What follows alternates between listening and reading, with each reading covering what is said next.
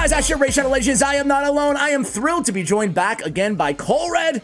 Colred, what's up? Welcome back to the channel, man. How you doing? I am doing great. Thanks for having me back. I enjoyed our first collaboration so much. We had to do it right away, do a second one. Yeah, I'm excited to get started. Dude, you're one of my faves, man. I love having you on because I remember our first collab. I was like, oh, I was picking your brain because you're one of the top free-to-play players out there. You have an amazing YouTube channel. You should all check out your Colred's channel in case you haven't already. It will be linked in the show notes in the pinned comment for you guys. But I remember the last video, man, I was just like every 30 seconds just kind of asking you random questions about the free-to-play life. Mama! What? Hi. So I'm sure we'll be doing that in today's video as well. But I did want to start by asking, like, how are you doing in the game right now with all the changes and stuff? We're gonna get to your epic secret weapons in a moment here. But are you excited for the new clan boss and anything else that's coming? I'm always excited for new content. I mean, one of the things that happens with new content is it usually comes out imperfect and then it has to be adjusted. But it's just nice to have new content to look forward to.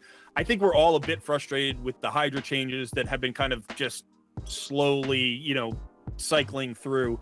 Yeah. So yeah, I'm okay. It's up and down a little bit right now, but I'm definitely excited for the new content. And I'm always excited for the Christmas fusion. Like, that's always fun. Yeah. So the holiday season is kind of fun in Raid. And so I think as rough as it's been recently, I think we're moving in a good direction, and I'm hopeful for the future. We can hope, can't we? We can hope. Yes, we can. You're going to share epics that you've leaned on heavily that aren't the seers of the world. I hope she's not on your list now that I said that, right? Like, no. You're like, crap, my number one was seer. But basically, like, not hidden gem necessarily, but somewhere in between, like champions that, frankly, you think my viewers should be using more often. Like, as straight as that, yeah. right? Yeah, so it's going to be sort of maybe epics that people are underutilizing. Maybe they don't get as much coverage from content creators because they're not the sexy picks or the power picks.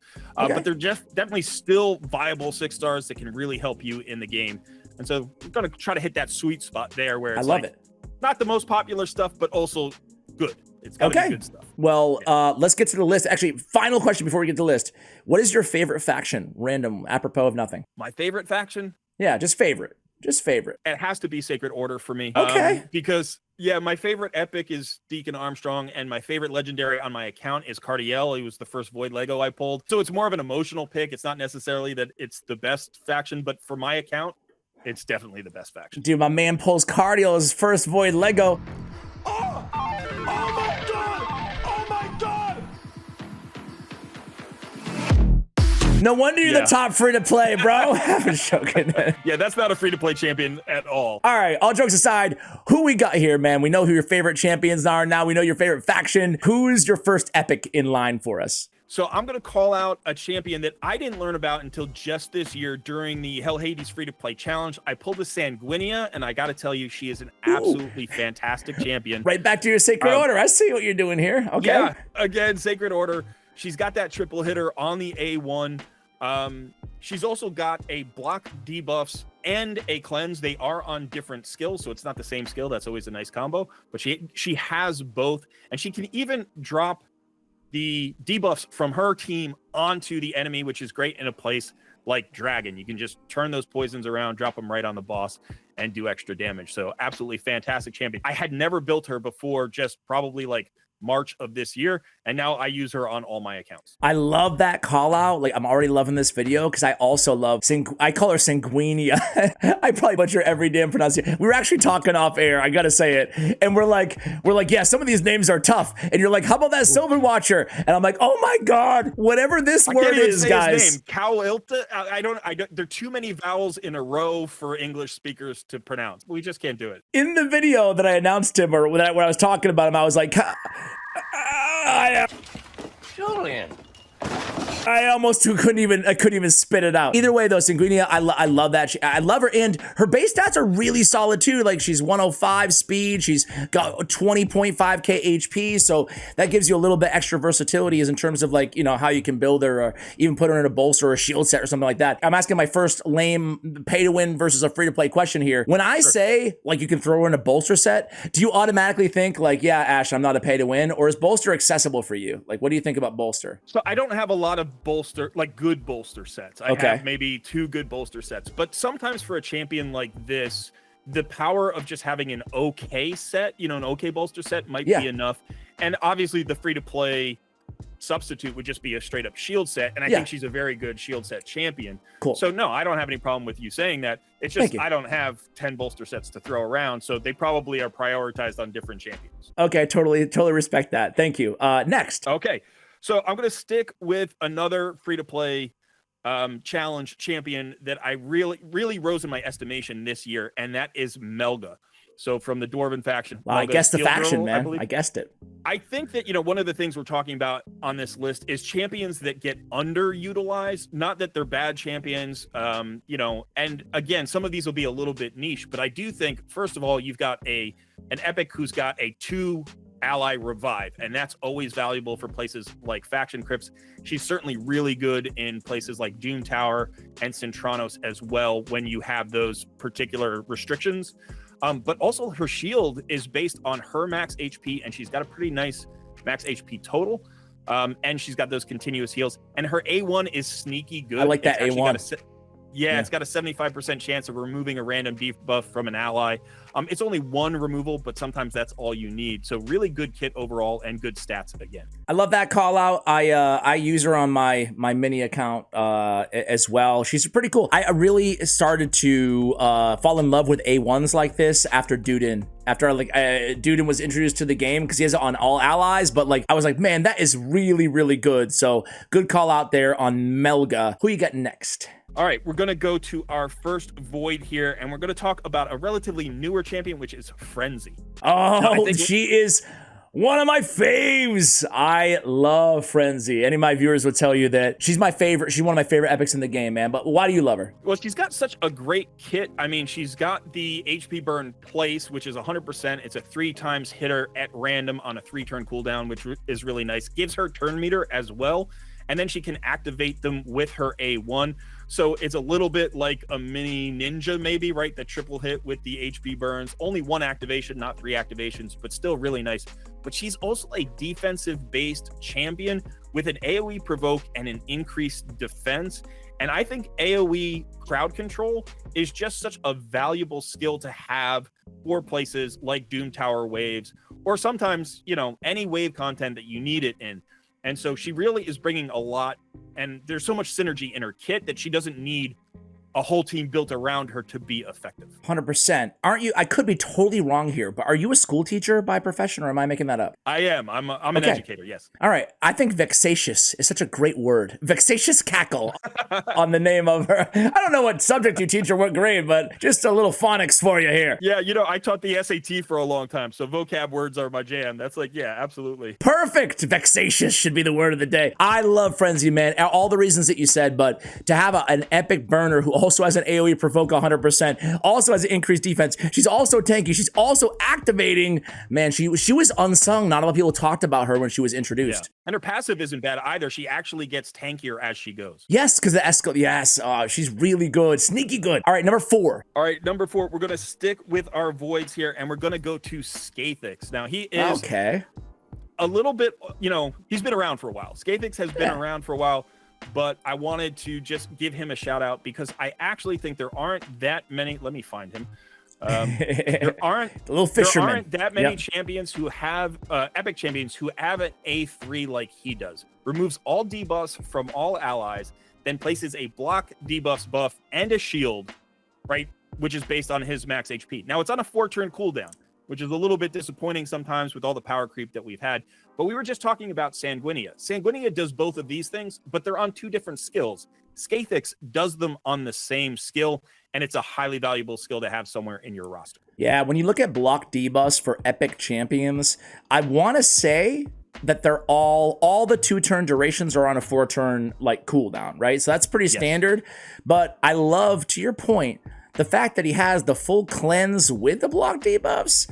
I mean, that's almost, cooldown aside, that's almost Pythion level worth of a cleanse. That's very strong. Then the shield on top of that. It's a great call out. I'll be real. I knew this ability, but for whatever reason, I didn't realize the block debuff was 2-turn duration on top of it. It's very, very good. And he's got that AoE that has a chance of stealing buffs from enemies. He's got a decreased speed on his A1. I know both you and I think decreased speed is an incredibly valuable debuff. Yeah. And so really he's bringing a lot of utility to a team, and he doesn't get a lot of love, I don't think. Maybe because people think he should be a reviver or something, and he's not, or he's just maybe too old, or he's too weird looking. Let's be nice. We don't have to go there. I mean, you're not wrong. Oh, you don't even smile. Something about the fish motif. I don't know what it is, but I agree with you wholeheartedly, though. That's a good call out there. Who's next? All right. I don't want to give a call out to another champion you have on the list, but there's a dwarf that I feel like is a little similar to Skathix. Do you have any dwarves on the list? Go look. do you have any dwarves on the list? We did our dwarves already. We did our. How about my man Runekeeper Dazdirk? Do you like that guy? Oh, dude, he is so close to my heart. He is one of my favorite epics in the entire game. I didn't put him on this list specifically because I call him out a lot on my channel. Oh, okay. All right. Absolutely. I think he is top tier, and he doesn't get talked about enough. Yes. Okay, cool. Like, it's a real, we won't talk about him. This is your list, not my list. I almost did the same thing when you did Melga. I'm like, what about Malkith's Bloodflock? You like him? But anyway, go on, man. Go on. No, I'm glad you mentioned RKD.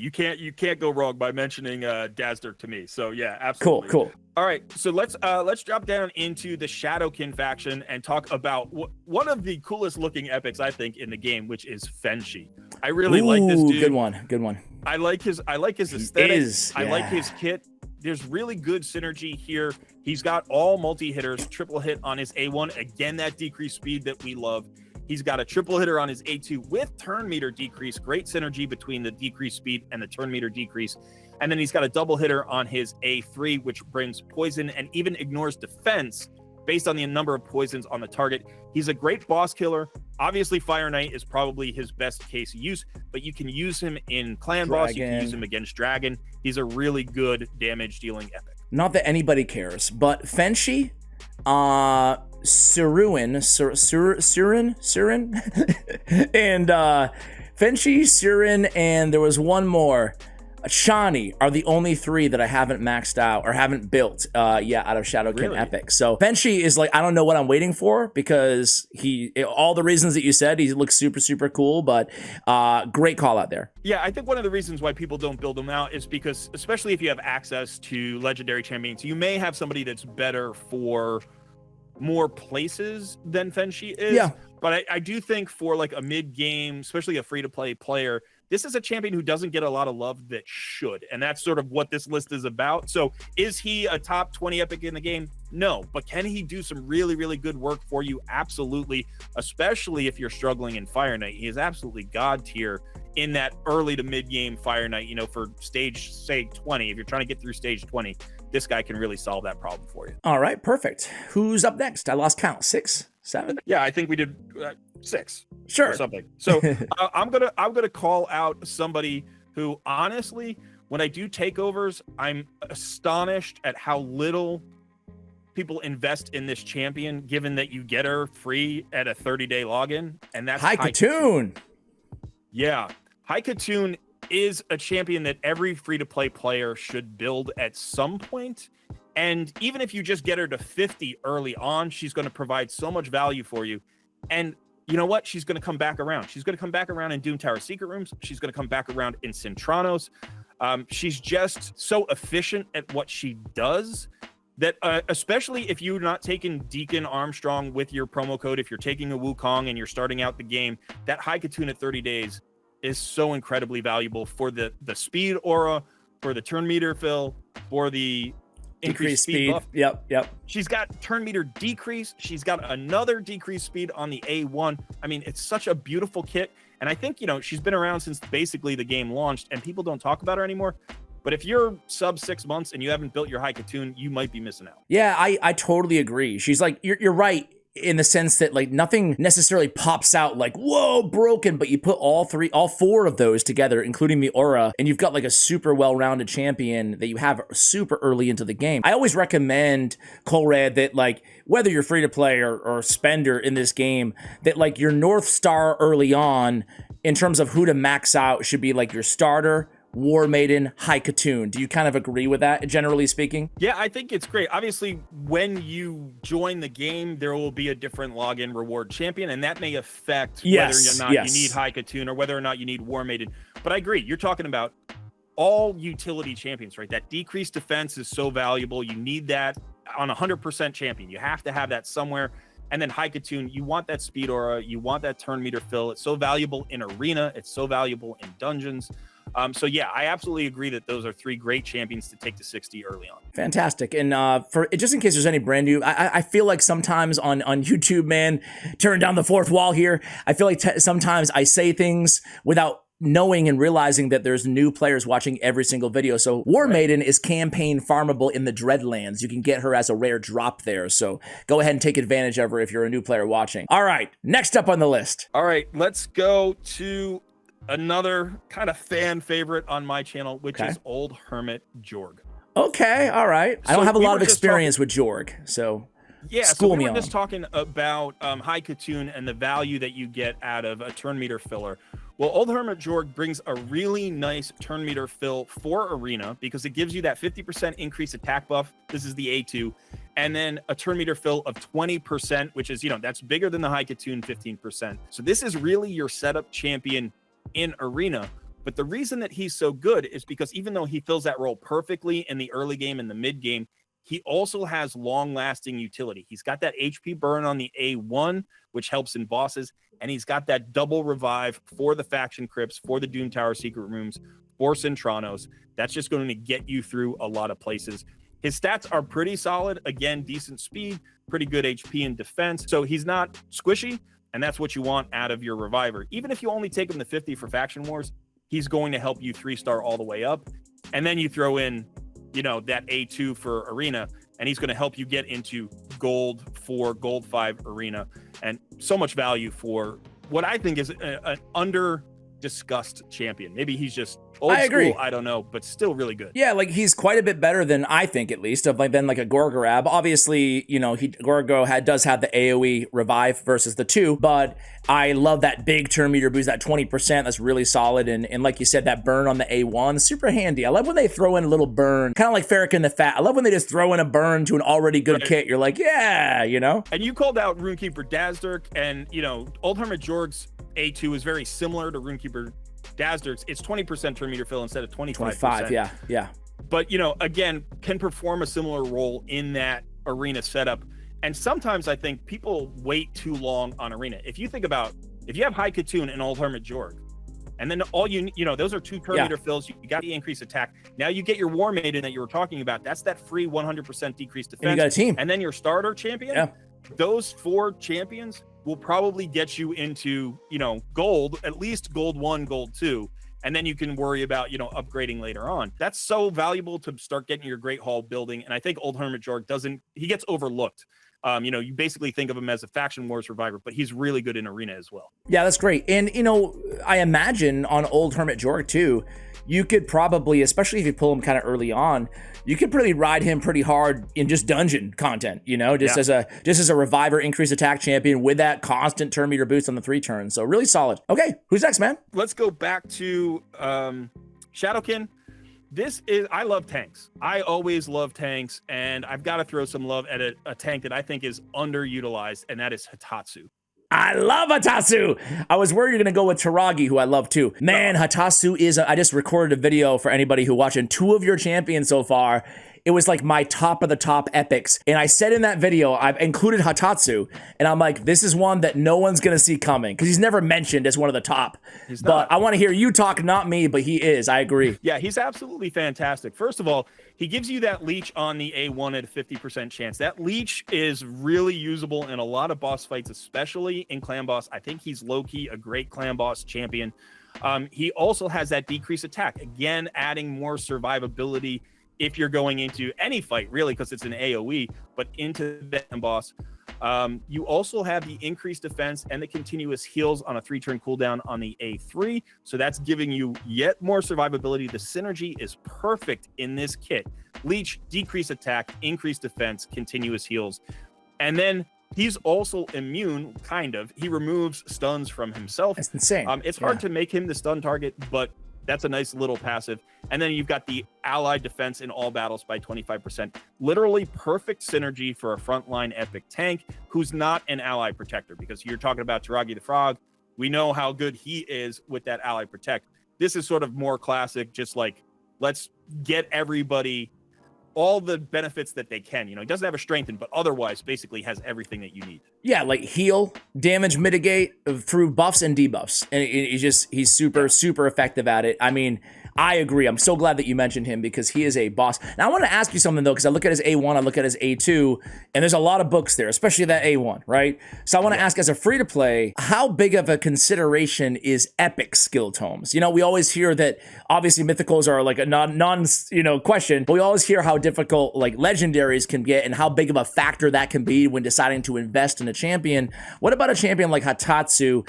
Do you think that he's just good enough where you don't mind, or how do you look at books and skill tomes when it pertains to epics? No, it's a really great question, and to some extent, it depends on where you are in the mid game. Yeah. I would say the value of Hotatsu puts him in a place where you will build him and then book him over time because he gives you some value at 6 stars. And then just when you have the extra epic books, if you haven't built an epic in a while, you can throw him in a CVC, a PR CVC, or, you know, during a champ trainer, whatever that you're trying to, you know, maybe get a little bit extra value out of. He does require a lot of books. I think it's 14 or something like that, which is a lot. But he's such a good champion that, you know, one of the things about being a free-to-play player, sometimes you have to make do with what you have. And if you have Hotatsu, you have something pretty good. Do you have the books? You have to make the call on where the value is in terms of the books. But don't just overlook the champion because he takes a lot of books. I agree with you. You'll get there someday. You Yeah. know? And plus, you could get lucky and that book could go right to the A3. It's only one book. So, you know, you can play that by ear a little bit. Not so much with the A2, but still. Any others for us here, Colred? Oh, sure. I got a couple of more. All right, cool. Let's go back to the Barbarian faction. Another really cool, epic-looking champion, I think, which is Hoskarul. Oh, cool. Okay, great. He looks so cool, doesn't he? Yeah, all right. Yeah. Anyway, why do you like him? So again, one of the things that we were talking about with wave content is, you know, AoE provokes, AoE stuns, AoE freezes. He's got an A2 that has a 75% chance of stunning on an AoE. It also decreases the turn meters of the enemies that he hits by 15%. And this is on a 3-turn cooldown. This is really good wave control for pretty much any wave content in the game. Obviously, you have to watch out for affinity. You know, you don't want to go into bad affinities with him. But the other really nice thing is that he removes stuns from all his allies, and he is immune to stun. So I know that the event dungeon is gone, but I was actually using him in the Odin dungeon because he couldn't be stunned, and then he could remove the stun from all allies. He's also got that increased defense and increased resistance for all allies, which is a really nice combo. And he's even got extra stuns on his A1. So if you are just looking for a champion that can help you control the waves and potentially prevent your waves from being controlled, he can be really effective, especially in places, those Doom Tower waves where you really, really need to maximize that wave control as you're trying to push hard Doom Tower. You can blend him with a champion like Syl of the Drakes, and all of a sudden you've got 2 AoE stunners, and you're really going to control those waves. I love that you called him out. He's one of my favorite. I shouldn't say my favorite because I don't use him that much, frankly, but he's just one of those unsung, like, if he meets the perfect definition of this video, and he looks so freaking cool. I just like having an excuse to have him on here.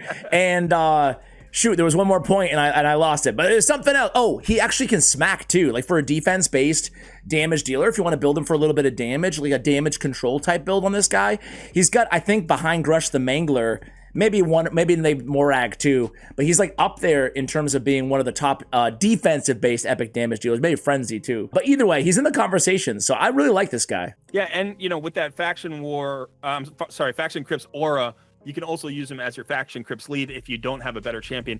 And honestly, Barbarians aren't a hard faction Crypt, so it's not like you have to have this guy in order to complete that faction. But again, another one of those champions that if you pull kind of in the early mid game can provide so much value in so many places. Cool. Do you have Jamarsa or Chronum, by the way? I have them both. Yeah, absolutely. Dude, how do you do it, man? Do you have friends or something? Maybe this will refresh your memory. I don't know, it's still kind of hazy. How about this? Yeah, I remember him. I used to see him around. Why do you want to know? I can't tell you that. Well, maybe this'll help. Yeah, honestly, the funny thing is I tried to do it on my own for a long time and I kept struggling with it. And then finally, I just asked my viewers if they were willing to help me out. And one guy did them both for me. He just came on and just powered 3 accounts for me. What do you do? Just put a referral link to accounts. your friend link in the description or something? Yeah, I did it in my Discord, but I asked during a live stream. Some guy, said, "Yeah, I'll do it." Hey, if any of my viewers really have no time on their hands and want to do it for me, I'll include a friend link in the description to this There you video. go. All right. So one day I'll get those guys. Who you got next, man? Okay, so this is actually our last one. Okay. I think we've come The all the way grand down to finale. it. So it's Rian, who is a Ryan. I call her Ryan. or Ryan, yeah, Ryan. So What do I Ryan know, is bro? The last person should give the you. Conjurer. I always Yeah. forget who. But yeah, absolutely fantastic champion. And one of the things about her is that you get her for free from the Doom Tower, right? So, yeah, she's in the Dark Elves faction. Yep. But if we look at her A2, her A2 has a 100% chance of removing all buffs from all enemies, and it also has a 100% chance of placing the large weaken for 2 turns on a 3-turn cooldown. We all love Madame Saris. Madame Saris does something similar to this, right? Yep. But this is on that level of power. Plus, she's a reviver. She's got some cool synergies with other free champions. Akoth and Urust are both free champions that you can get. And then she's got a kind of sneaky block buffs debuff on her A1 that's actually got, I think it's a 70 or 75% chance of landing. Yeah. But that A2 is just, you need buff strips in this game. And I think 100% AoE weakens are incredibly valuable as well. And she's got them both on the same skill. 100%. Running her, I forgot, it was just for a video. I didn't even do it like as a big, I wasn't intending to create some like crazy combo, but I had an Ugo on my Hydra team. And I'm like, I really need a weaken too. I didn't want but I also needed a buff remover. And I'm like, dude, Rian the Conjurer. Like she, everything that you said about her, 100% correct. And unlike Madame Saris, like, I prefer Madame Saris to her, like very slightly, I guess. But they're so different to your point. Like it's nice to have that revive there too. Because in Hydra teams especially, you're always looking for a reviver on your teams, right? Because the last thing you want to do is go auto and be like, no, 45 minutes in, my main DPS died. Do I restart the run or do I stop, so it's really nice to have that revive. And yeah, you hit the nail on the head there. Really cool. I've never tried a team with all 3 of them together, Akoth, Euros, and Ryan, but maybe I will for another video. We'll see. That would be cool. I haven't either. I have both my Akoth. I think I have Akoth at 5 stars and Urust at 6. But it's just cool that there is that synergy. I always love the artwork when that was actually a new thing. They had all 3 of them on the raid banner, which is pretty cool. But I think sometimes, as a free-to-play player, I'm always looking for champions that everybody can access, that can really bring value. And I do think that Ryan is one of those champions. Everybody can get her. It does take some focus and some effort in Doom Tower, but she's not so far down the list. I think she's the 3rd or the 4th champion that you get. Yeah, and you'll get them all eventually. Just keep hammering away at those secret rooms. Yeah. Right, and it is normal Doom Tower. So sometimes you get through those champions before you even get into hard Doom Tower. So I think there's a lot of value here that maybe people don't think about all that often. All right, hey Colred, it's been a pleasure talking to you. We got to do this more often because always learn something new when I have you on, and we're gonna go continue this conversation on your channel right now. Talk about factions, kind of ranking what the best free-to-play and pay-to-win and like top-heavy and bottom-heavy factions are, which is a really fun video idea that I've never discussed before. So we'll have that conversation on Colred's channel. In the meantime, thanks for coming on, man. Appreciate it. Thanks so much for having me. I'm excited to have another conversation with you in just a moment. So. Let's go do it. And thank you guys for watching all the way till the end. Again, check out Colred's video and channel links and my friend referral code in the description below. Much love, and as always, take care, guys.